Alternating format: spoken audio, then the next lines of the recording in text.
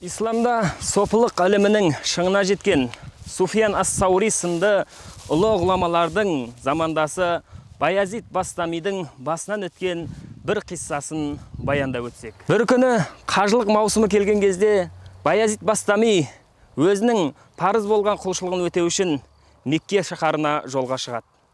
Меккеге келіп, қажылығын өтеу барысында Қағбаның есігінің алдында шайтанның отырғанын көреді.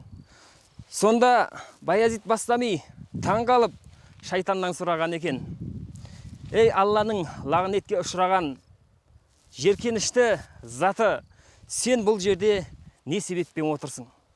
Және ол шайтанның қолынан бір жіпті көреді, арқанға ұқсаған. «Қолыңдағы не зат?» дейді. Сонда шайтан айтқан екен: «Мен осында Алланың парызын өтеу үшін тауап жасап жатқан әрбір пендеге осы қолымдағы жіпті жүген етіп іліп, оларды азғырамын, яғни желкелеріне отырып аламын» деген екен. Сонда Баязид Бастами таңғалып: «Маған да отыра аласың ба?» деп сұрапты. Сонда әлгі лағнет шайтан келіп құлағына сыбырлаған екен: «Мен саған жүгенсіз отырам» деген екен. Сонда Баязид таңғалаттағыны сол арада шайтан жоқ болып кетеді. Баязид Бастами өзінің қажылық сапарын орындап болғаннан кейін үйге қарай қайтуға бекінеді. Сапарлатып үйіне қарай келе жатқан кезде жолдың бойында талдың көлеңкесінде ұйықтап жатқан көзі соқыр, қатты қарттыққа шалдыққан бір кісіні көреді. Сонда қасына барып: «Жағдайыңыз қалай? Бір көмегім қажет па?» деп сол кісінің қажеттілігін өтеп беру үшін сұрақ қояды. Сонда әлгі қарт кісі: «Мына өзенді көрдің ба?» деп жанындағы өзенді көрсеткен екен.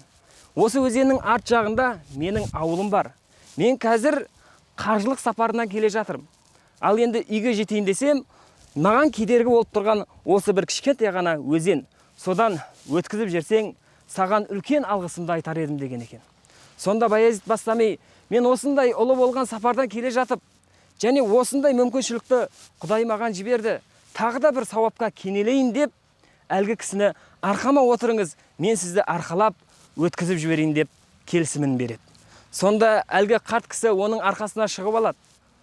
Баязид Бастами оның ауыр салмағына қарамай, бүткіл ықыласымен сауап алып қалайын деген ниетпен суды кешіп, судан өтіп бара жатқан кезде, өзеннің дәл ортасына жақындаған кезде, әлгі қарт кісі Баязид Бастамидің құлағына былай деп сыбырлаған екен: «Мен саған айтпап па едім, мен саған жүгенсіз де мінемін» деп.